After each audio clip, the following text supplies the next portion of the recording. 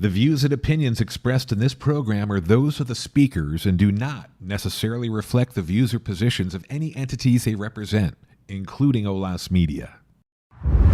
Olas Media. Olas Media presents Cannabis Enlightened. Now here's your host, Dr. Leroy Brady. Hey everybody, welcome again to another dynamic, stimulating episode of Cannabis Enlightened. I am your host, Dr. Leroy, and today I am meeting with a young lady who has a cannabis business that I first discovered at the Farmer's Cup. And I have to say this, I saw her advertising, I saw her picture on the table of her with her products, and then it was pointed out to her in the audience, and I said, this is not the same person. The picture does not do this lady any justice. So I had to go over to her and I say, are you the same person as that picture over there? She said, yes. And I said, wow, I have got to have you on my podcast. I've got to do an episode with you. And, it was like magic. She said yes. And I was just so delighted. I'd like you to introduce yourself to the audience. And yes, your hair is beautiful. Absolutely beautiful. You're making my day as far as I'm concerned. So at this point, if you can gather yourself back together, because she's smiling right now. She's laughing right now. Tianna Woodruff. I am the founder and CEO of Queen Mary, a cannabis brand that is social equity out of Los Angeles. Okay. And we're all about health and wellness, and we're kind of gapping the bridge between the medicinal side of cannabis into the recreational side of cannabis. And that is what our whole brand is about. Thank you very much for joining us. Your product is Queen Mary. Yes. And you're out of Los Angeles. Yes. Okay. So what kind of product do you have? So currently what I have is what's called a daily cannabis regimen. So we have 3 products on the market right now, a tincture and 2 gummies. And it's set up as easy as 1, 2, 3 steps. So you have a tincture in the morning that is infused with THCV and vitamin D, give you a boost of energy. A daily maintenance gummy called Enchanted. It's infused with rhodiola and B12. And then we have a sleep aid gummy for the night called Moonstruck. And it has CBN, which is a wonderful pain relief and sleep aid for people. So we're going to get into those in a little bit during our discussion. Yes. But you mentioned that you are a social equity.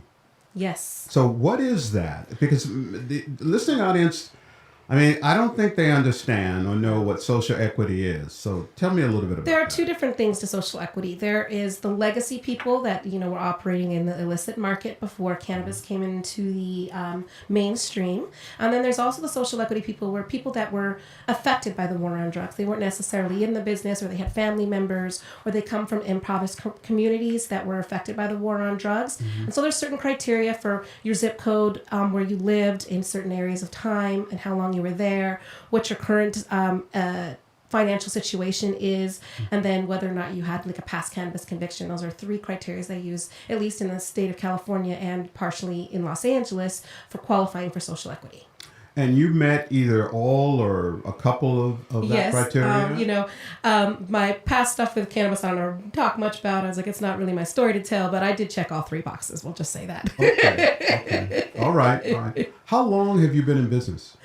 We just had our 1-year anniversary of the launch of the brand just last month. So. Oh my gosh. Yes. Oh my gosh. Just 1 year. 1 year. But in that year, it's been a mighty year. I started the brand by myself without any financial backing, any investors.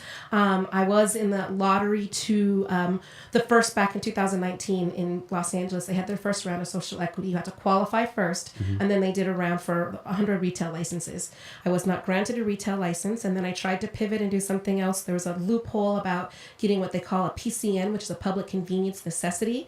So you have to go to your local city council and petition them and say, I deserve to have in this district, a license. And we had that in the bag until one of our public city councilmen got recalled. And so he let all of the license applications go, and it's non-refundable. So I had investors at that point that lost a ton of money. I did not get the license. And so I just kept pushing forward and was like, okay, so no license, what can I do? I found out I didn't need a license to create a brand. So Queen Mary came into fruition through the back door that way a little bit. I found some manufacturers. I found a distributor that I work with.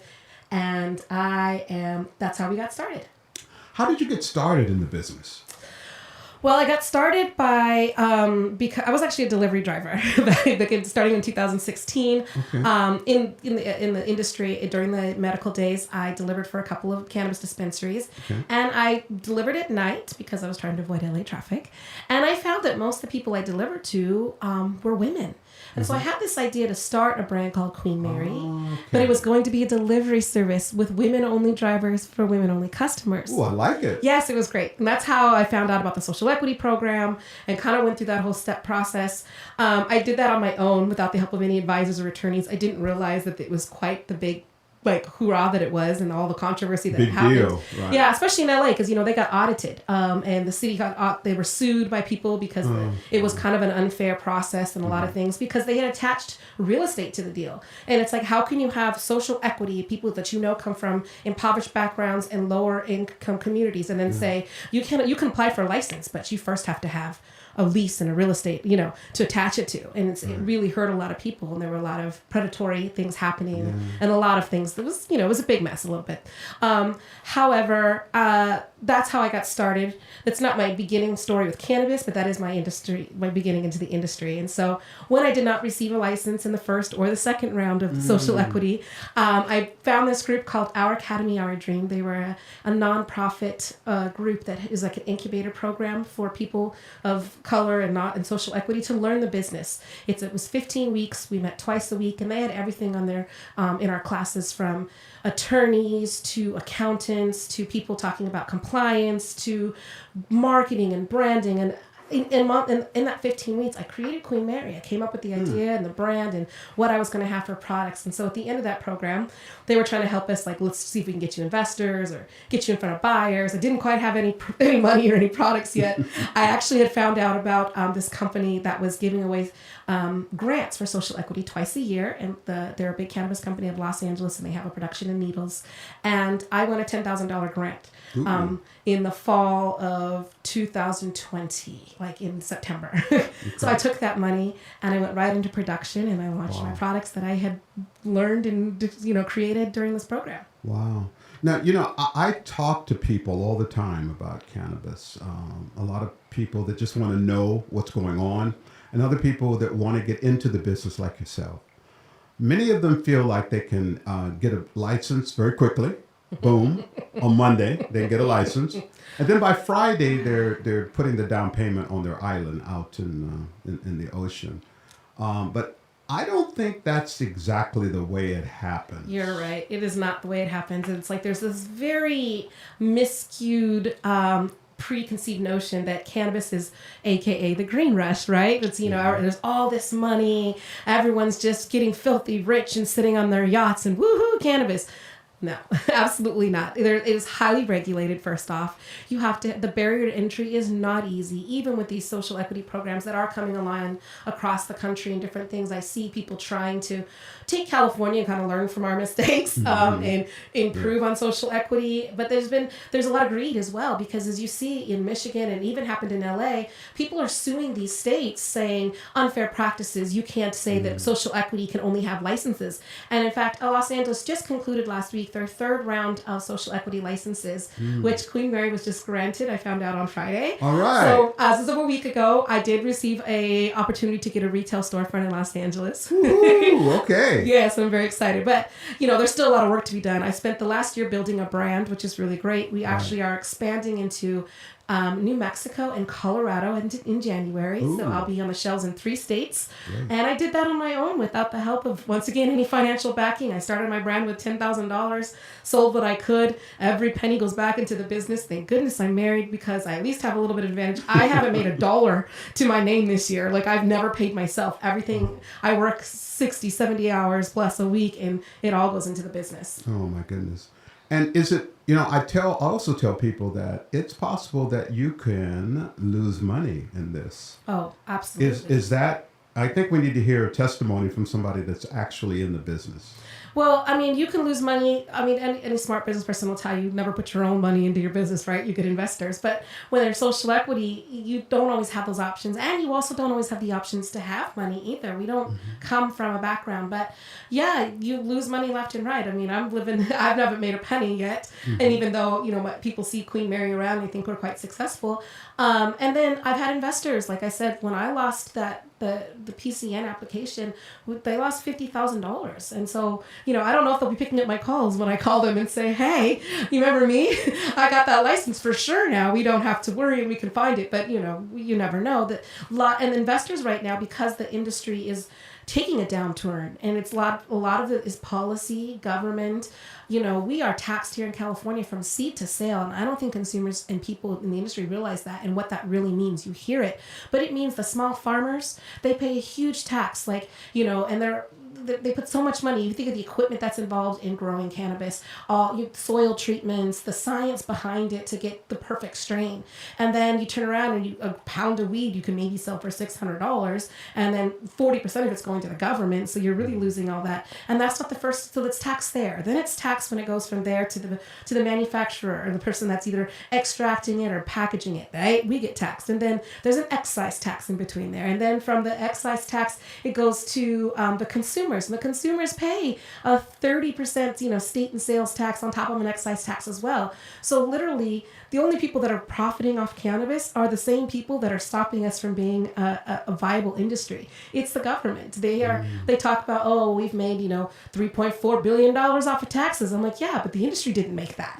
Because you're just taking and taking and taking, and you're not helping us thrive. So yeah, there's a lot of loss. A lot of investors are very tight-lipped right now. They're not giving out money like they were. I mean, if this were 2019, 2018, when it was like the gold rush and people were just coming online, everyone was handing out money left and right because they wanted to, get involved. And now that we've seen how the market has just kind of shifted, everyone's very tight booked. So right now, everyone knows in the industry that capital is huge, and raising money right now is not easy. People aren't giving out the money that, to help cannabis businesses stay afloat. There's a lot of cash flow problems. We have banking problems. We can't legally bank. And I can't go to Chase and just open up a business account because it's illegal. And why is that? Because it's illegal federally. So they won't back us. So then there's these other services that come online. I won't call them out, but they do bank. They're the middleman for banking. But then they charge you. They started, some of them, when I was looking into 2020, it was $2,500 a month for a checking account, through them, just to have an account. And then they would do other services.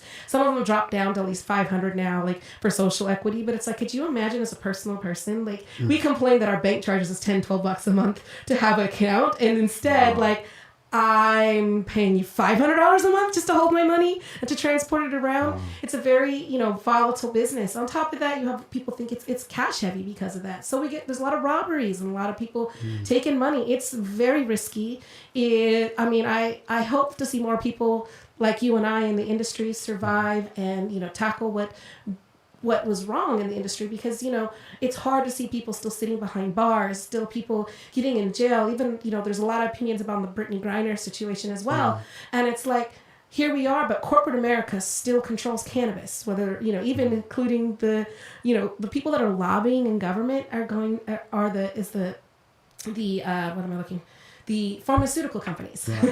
Because there's a big difference between descheduling and rescheduling cannabis, and we'll get into that in a minute too. Yes. Absolutely. And so, who's going to profit? Well, they're setting it up and they're waiting because big pharma's going to come in and change the whole market and take away what was indigenous to the Black and brown people, the people that have built this community, the people that have been doing cannabis for decades now, and all the artists and musicians, and lots of people have come up from that, and that there's such this negative stigma behind the plant, and we're barely getting enough money to start researching and realizing that there's so much more good that can be brought from cannabis than what has been thought of over the past 50 years. So how many women are in the cannabis industry? Are there a lot of women? No, they're not. And unfortunately, most of the women that are in cannabis are, first of all, women that hold C-suite executive positions are it's like 3%. It's ridiculous, or something very small.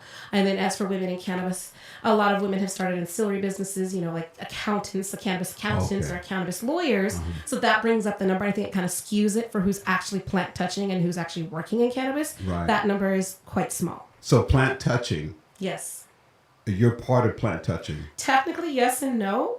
Because I'm unlicensed and I'm a brand, according to the government, I'm non-plant touching because my products go from a manufacturing state straight to a distributor and then go straight to stores, retail storefronts. So technically, like I personally don't have access to my product unless I buy it in a store. You're kidding. No, and it's sad. It's really hard because people always ask them. They put a few loopholes in there now to help with a little bit of sampling. I can now take out a day, the maximum amount per people can buy, up to an ounce. And then so you have to do the math when it's edibles because that's what we do. But it still makes it hard when people are like, oh, we're having an event. Can you sponsor this? If they don't have a license that I can transfer it to distribution, I can't because the law does not allow me to donate products or do anything or touch it without a license. Okay. So what's the reaction from your customer base on your product? I have a lot of wonderful feedback, and I know this because I spent a lot of time on the ground. We met at an event. I probably since March or April done 40 events in the last 6 months, easy. I sometimes do 2 and 3 and 4 on a weekend.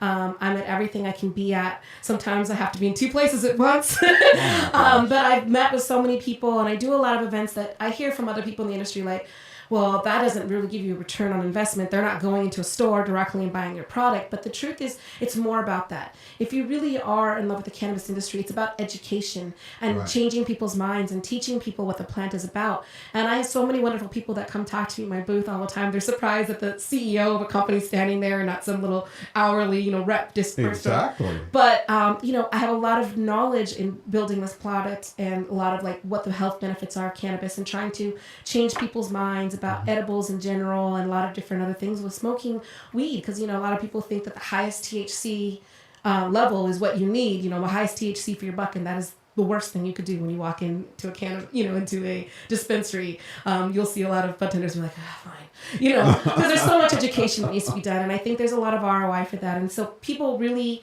I got a lot of great feedback. Sometimes, I can give out non-medicated samples, which technically there's a loophole. I make Delta 8 products, which is 0.3% THC, which is usually what I hand out. And then people come back and that was amazing. How can I get more? Testimonials. And it's so great to hear, that people are happy and responding to the type of products that I present because we're very much about mental health and wellness. And our whole thing, our motto is to provide a natural alternative to addictive prescriptions. Okay. All right. So now you've been at this, you said, for a little over a year.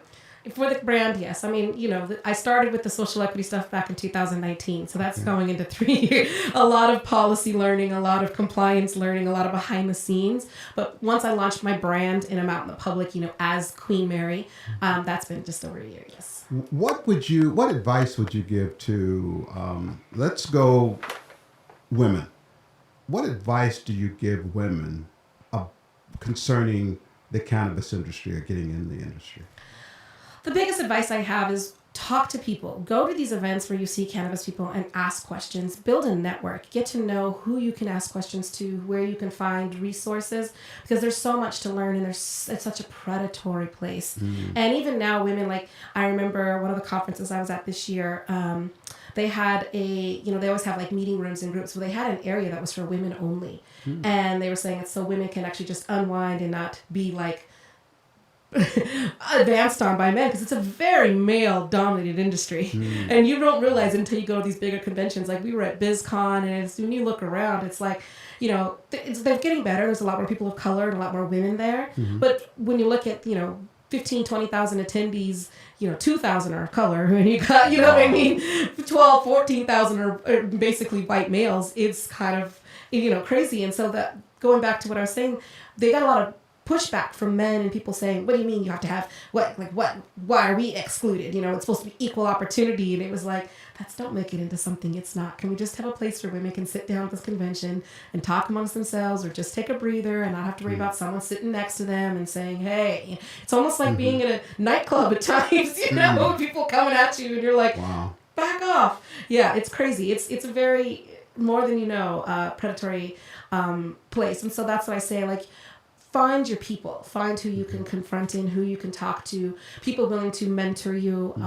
And you can only do that by showing up at events. You really have to just Google and show up at cannabis events and see who the community is. Because I can say this from at least, you know, I go up to the Northern California a few times a year, you know, San Francisco and stuff, but I can tell you from Los Angeles down to San Diego, the social equity community all in between, we all know each other. You know, I've seen so many people, so many faces over and over again at different, you know, whether it's an anniversary of a dispensary down to, you know, just a fundraising event or something. And we all see each other and we all lift one another up. A prime example is there is a guy on Instagram that follows, he's like a influencer, and he was arrested for cannabis in Florida.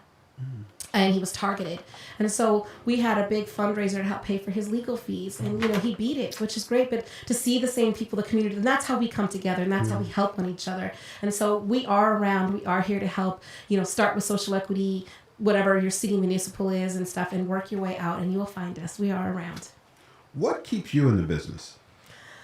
Oh, well, I do have a personal story as to why I started with cannabis, and that was because my aunt, my only aunt, my mom's only sister, she died of an opioid overdose a few years ago. And then... I'm sorry to hear that. Thank you. And then like about a year and a half later, my grandmother, her mother, was prescribed the same prescriptions that tore our family apart for pain, opioids at 90 years old. Can you imagine? Oh, my. So she, you know, I really had a problem with that and worked really hard to wean her off of those opioids because it was changing her personality and she was not the same person.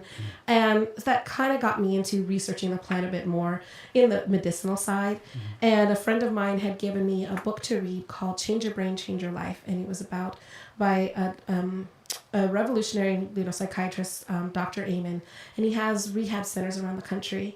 And he kind of, in his book, talks about different natural supplements that can help offset the use of opioids, from L-theanine to rhodiola to B12 to vitamin D. And he actually has charts in his book, like if you're on Adderall, take this, this, and this, and this, this, and this. And so I kind of had this moment like, wait a minute. Okay, I see this. This is a great thing that he's doing, but he's missing part of this puzzle, part of this piece of the puzzle. And that's the fact that if you've ever really been around addicts or had a loved one or someone that's truly addicted to whether it's street drugs or prescription meds, you know that they mess with your CB1 receptors and there's an addiction there, a sense of euphoria, and that rhodiola and you can take all the vitamin B in the world for focus, B12 is not going to help. And so I got this idea like, bridging the gap with cannabis. And so cannabis also helps, you know, affects your CB1 receptors and your CB2, depending on, you know, the cannabinoids that are in the plant. That's a whole other discussion. And, you know, combining them with these natural supplements. And so that's what Queen Mary has done and why I'm in the business. It's about changing lives and getting people up. I'm fighting the war on drugs. I'm fighting against pharmaceutical drugs and pushing for cannabis because you hear a lot of things in the street like, oh, it's God's plan. Oh, it's my medicine. And it sounds like an excuse to people that aren't in the business. Like, oh, you're just finding a way so you can use weed. And yeah, you know, there's people that like it recreational. That's great. But there's no other thing. Like tobacco, alcohol doesn't give, you know, people do that for recreation too. And it seems to be fine, even though we have, I don't know how many DUIs, accidents, and deaths each year. People dying of cancer from cigarettes and all the nicotine and everything. But then we have this stigma against cannabis. And it's like, what's the stigma there? Because as we're researching it and we're finding out that our bodies have a natural cannabinoid system, that most of the terpenes and the different cannabinoids found in the plant are in most of the fruits and vegetables that we eat and the trees and stuff that we see. And so it's like, hold on, this is a very holistic, very good plant. And there's a lot of benefits from it. But we have let propaganda and a lot of other people get in the way of the last 50 years of basically pushing it aside and teaching us that it's bad. And we're finding out that's not the case. It is good. So, Tianna, let me back up a little bit. You talked about CB1 receptors. Yes. So for our listening audience, what are you talking about? Are you saying there are certain receptors inside our body?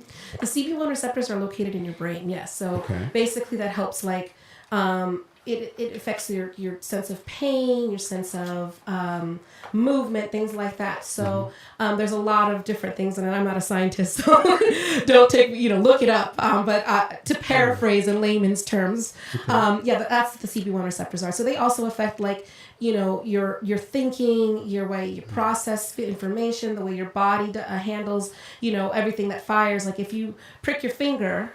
And you feel pain, that's firing one of your CB1 receptors. You feel that.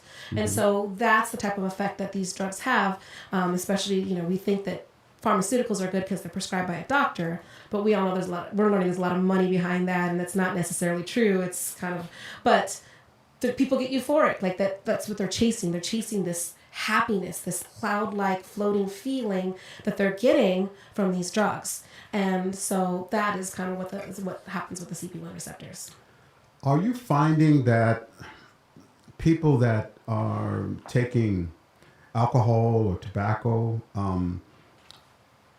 are resistant to cannabis, or? I think there's a good mix in that. And I say that people that do, tobacco and alcohol, it's just that tobacco and alcohol is fine. It's this everyday thing. No one thinks twice about it. So if you smoke cigarettes, people, might not like the smell of smoke, but they don't care. We all know it causes cancer, but we're like, as long as you're not giving me cancer, stand over there, I don't care. Same thing with drinking, Sure. No one can wait to be 21 as a kid growing up. Like, I want to go bar. From 18, you're just dying to be 21 so you can go out and drink and hang out with your friends. It's been, a culture for over 100 years. I mean, when we tried to put a ban on alcohol, we had so much bootlegging going on in this country. We actually just decided to go back and make it legal again.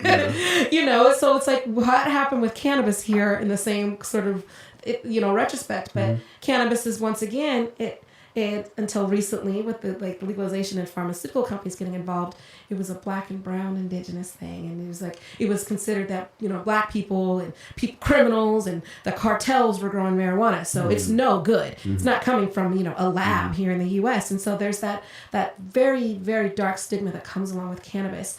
And so to be more precise to your question, I think that some people do drink and will smoke weed. Sometimes it's very social, but for the most part, a lot of people can't, that would like to because of laws and being tested for work. And they're like, I'm not allowed. I would love to, but I could lose my job.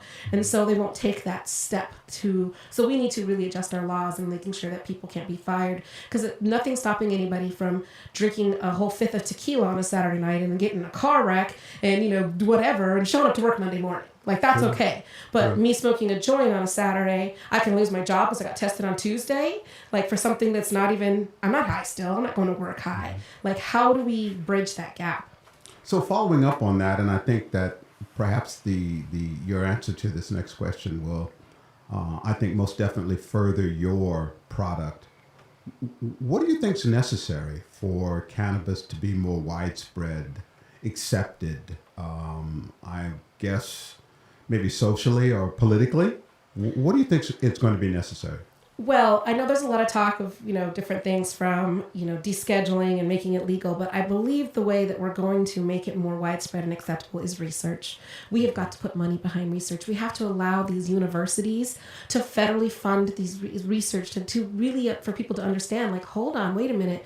We found out that there's this benefit, there's this benefit. Yes, there's a wonderful euphoric high and release stress, lighting up a joint when you come home from work versus drinking a 6-pack, how is that health? What does that do to your health different ways? Because we all know that alcohol can be poisonous to your liver and your body's trying to get rid of it. And it's not the most wonderful thing for you, but we still do it because of the way it makes us feel. So I believe that we really have to take a step back and re-educate everyone and re-educate the population.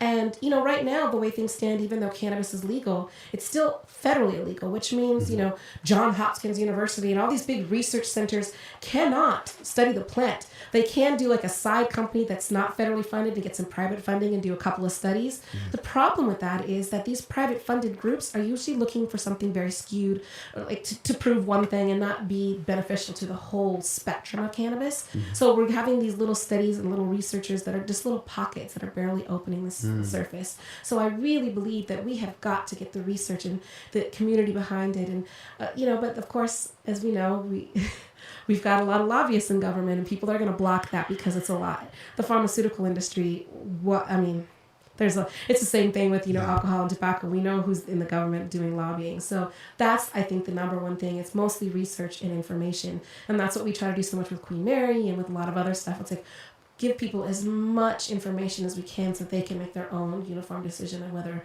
cannabis is okay. Because we have this thing, like, if you have cancer and you're smoking cannabis and weed, we know, oh, well, that's good for you. It helps you not be nauseous and it helps you eat. From the chemo.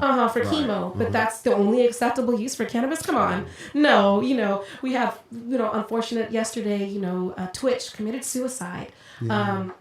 Really sad. We all loved him on TV. He seemed like a bubbly person like myself. DJ. Yeah, and he was a DJ and a dancer and wife and kids, and everyone thought he was happy. And obviously he was dealing with some real issues, mental health issues, and and cannabis can really change that and help people. And we need to see it more as something that's essential than illegal.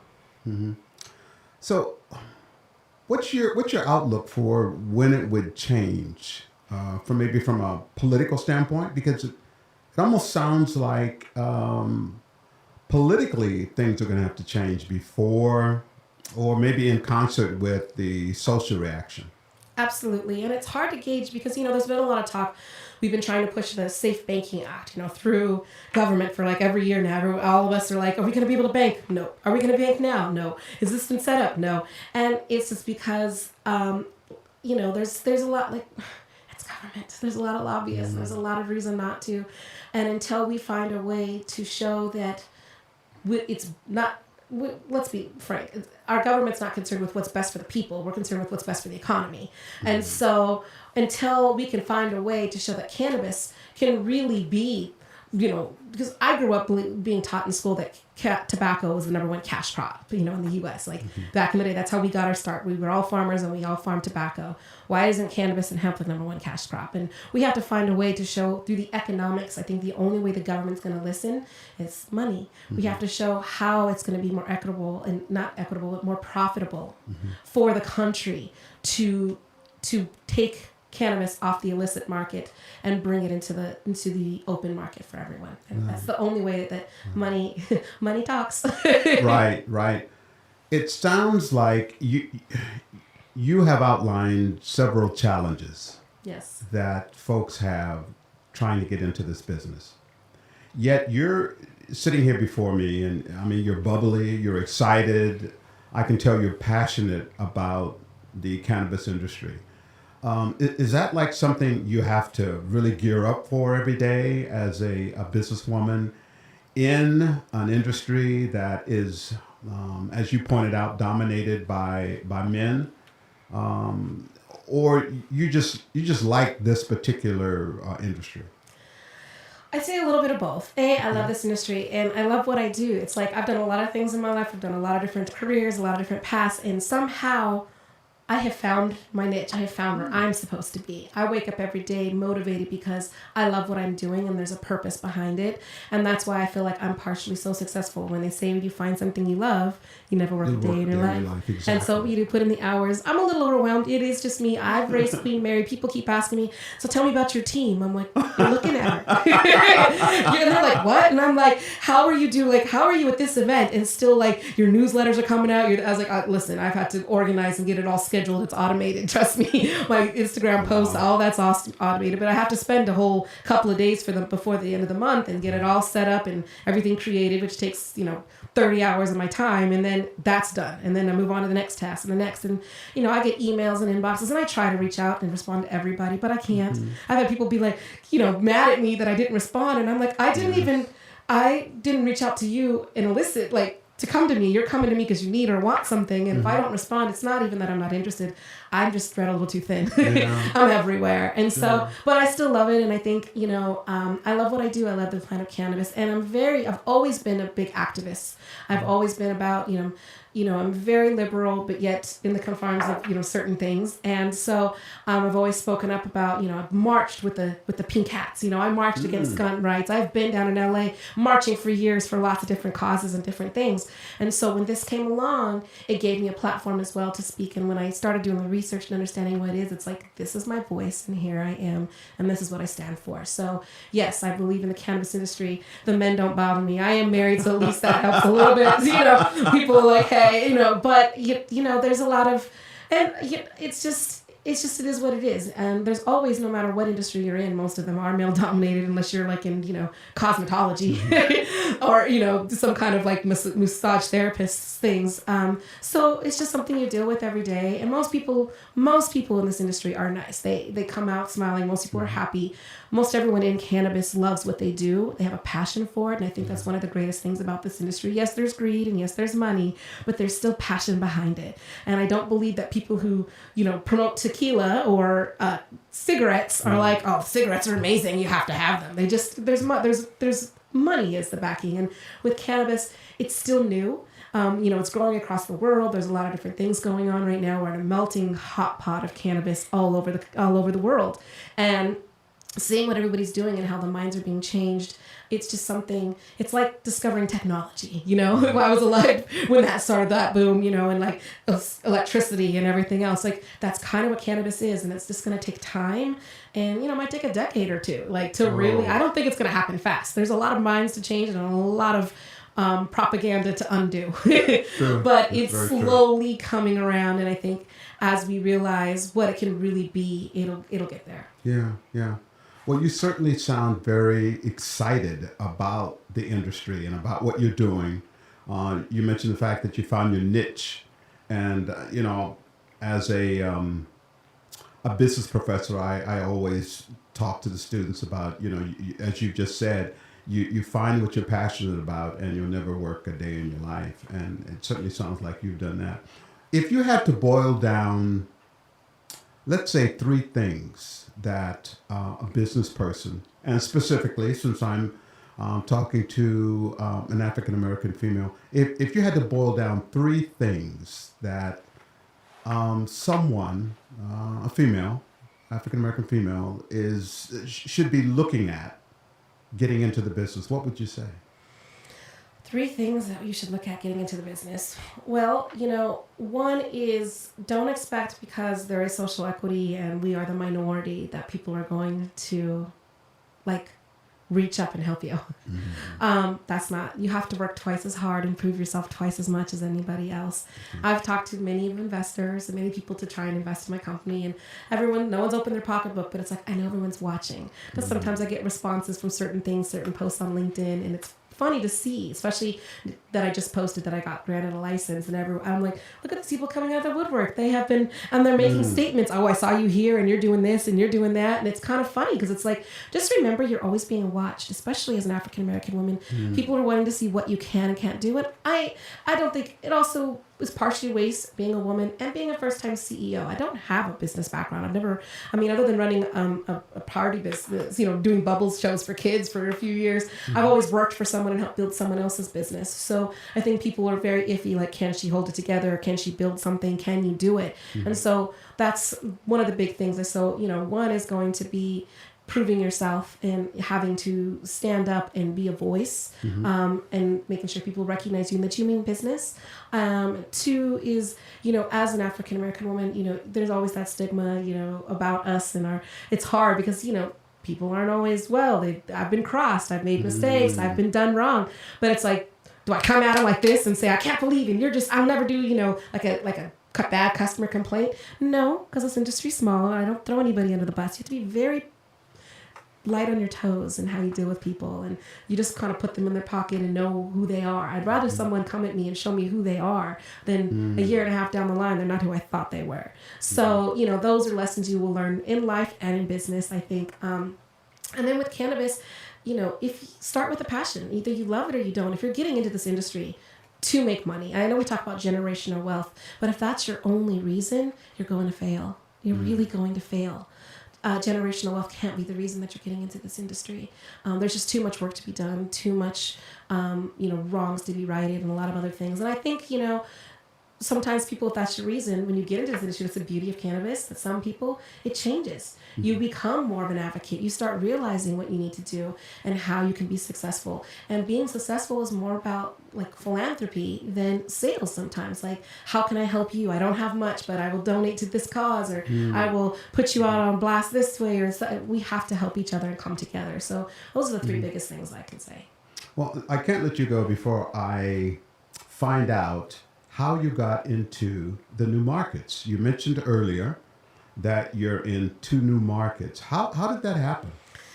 Well, I'm originally, my mother from Colorado. I was actually born in Los Angeles, so I'm a California native, but I grew up in Colorado. And so when Colorado social equity came online, which was, it is what it is. Yeah. I did apply and got the status. I was like, cool, I'll figure out what I'm going to do with it later, because I'm so busy building in California, and it's a very tough market, as you know. Yeah. I actually, one of my vendors, and I've been wanting to expand. I've been saying, I've spent most of my life in Colorado, school growing up, college. I have people messaging me all the time, like, can we get your products yet? Where can we buy them in Colorado? And my family from Colorado is like 4 generations deep. They came over through Ellis Island to Colorado. I have the paperwork. I was just in New York for a cannabis convention and went there to get the actual certificate where my ancestor wrote her name on the ship that brought her here to America. Oh my God. So yeah, I have a lot of deep roots there, and I was like, I have to find a way. I know I'm living in California and this is where I started, but I have to find a way to get to my people that know me well. And so it actually was very organic for Colorado, and the fact that one of my vendors is out of Colorado, where I get some of my packaging from, and they had an event. And it's about building relationships. Everyone knows who I am. I talk to everyone myself. I don't have an assistant calling or some hourly person. So they mentioned me to a manufacturer there that's social equity, one of the only female social equity manufacturers. There's only 2 in Colorado. And they said, you should connect. And so I did. And so she has a manufacturing company. So without any backing, everyone keeps talking about licensing deals. You can license your brand name out. But in the cannabis industry, we're not Pepsi, we're not Nike. No one's paying for the use of your name. Like in Colorado, Queen Mary means nothing. So why would a company come to me and say, we're going to use your name, we're going to put up all the money and distribute this product ourselves, and we're going to give you a piece of it?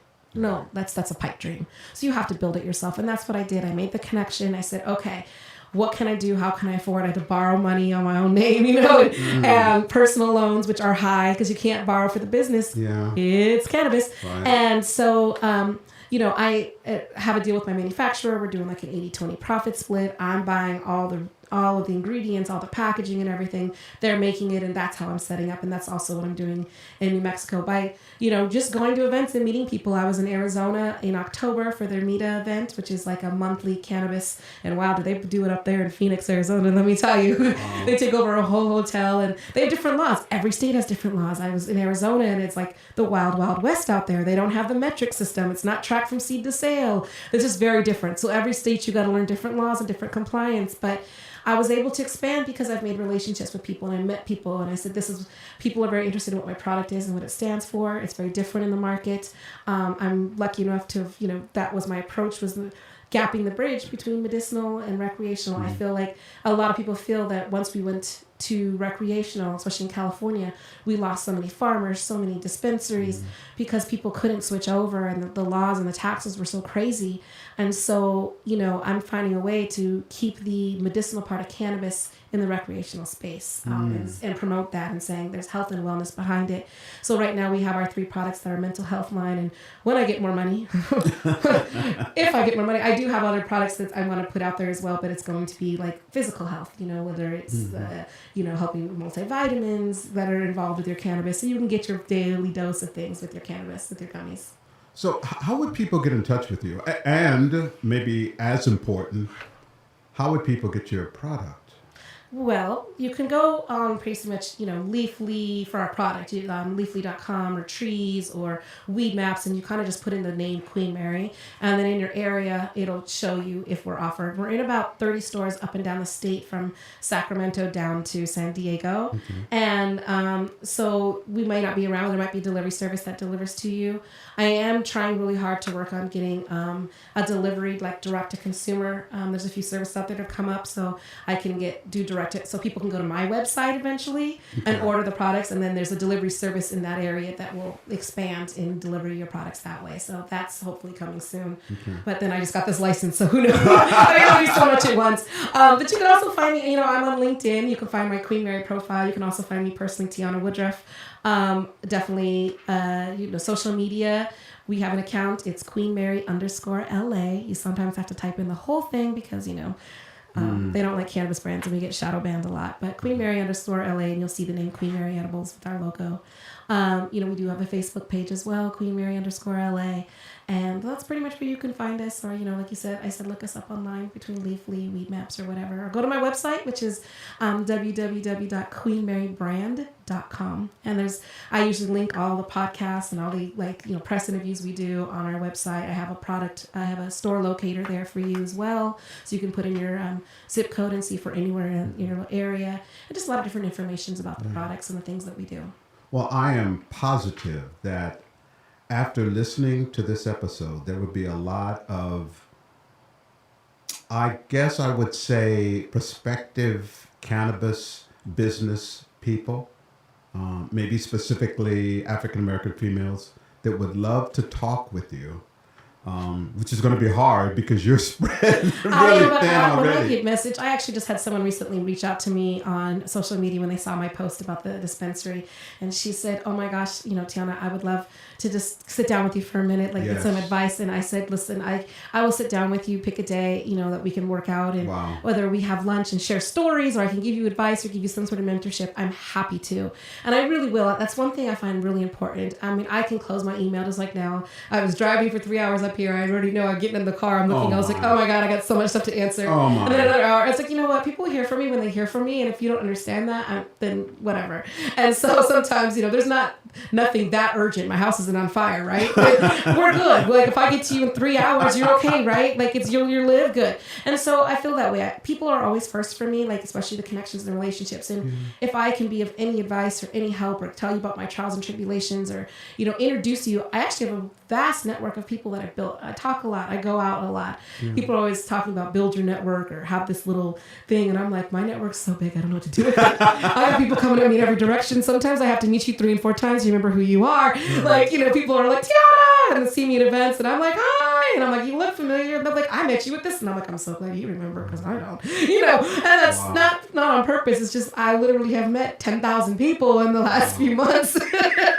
But I will try. If you really have a purpose and, want to, I will help as any way I can because I believe that the more we help each other, and my coin phrase is together we will rise. Well, I am positive that this episode is going to motivate a lot of people. I want to go back to your number that you just said. 3 hours away. You drove from North Hollywood? Yes. Here. Yes. To the studio in San Diego, okay, for this podcast episode. So, where there's a will, there's a way. Absolutely. You can do it. And then, ladies and gentlemen, she's got to get back on the freeway and go back. And I have an event tonight actually at Green Street in downtown LA. So yes. You're kidding me. No, I'm double booked today, yes. And then tomorrow I'm catching a plane and I'm flying into El Paso and renting a car and driving into New Mexico because my New Mexico partners, I will plug them, that I'm going to be partnering with are opening their dispensary called 420 Collections in, Las Cenitas? I don't know. It's like 30 minutes north of the border over Texas. Okay. So I will be there this weekend. So that's what tomorrow I'm on a plane to drive there for their opening on Saturday. Well, I can appreciate all the good things that cannabis does because I speak about it from the standpoint of it being medicine.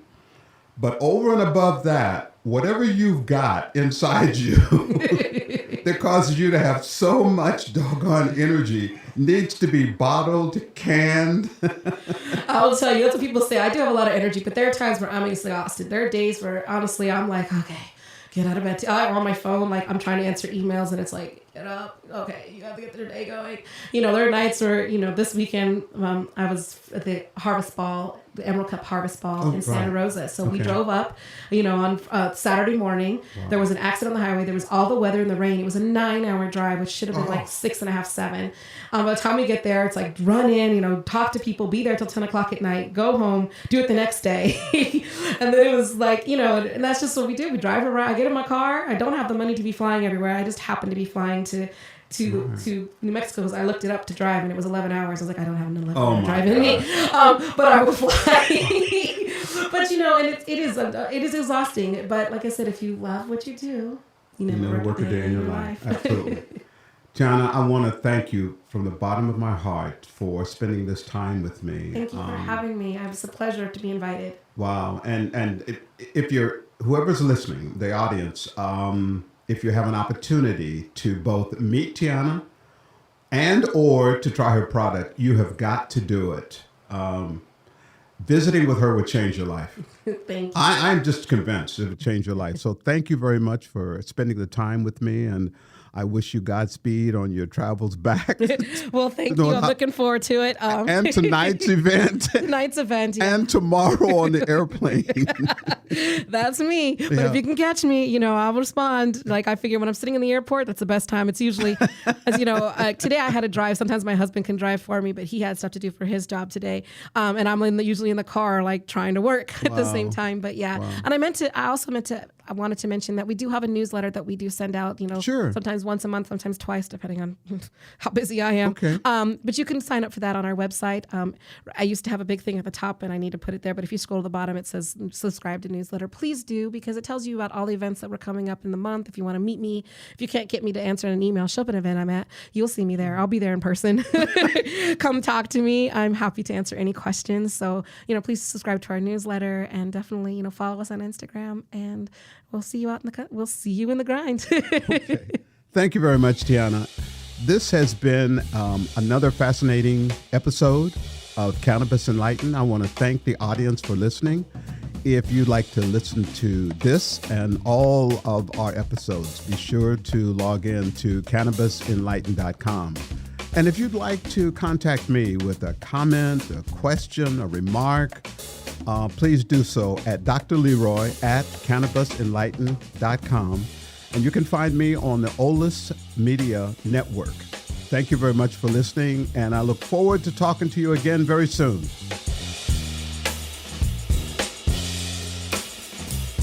Cannabis Enlightened is produced in San Diego, California, and presented by March and Ash at marchandash.com. On behalf of Dr. Leroy, I'm Chris Cantori, and thank you for listening.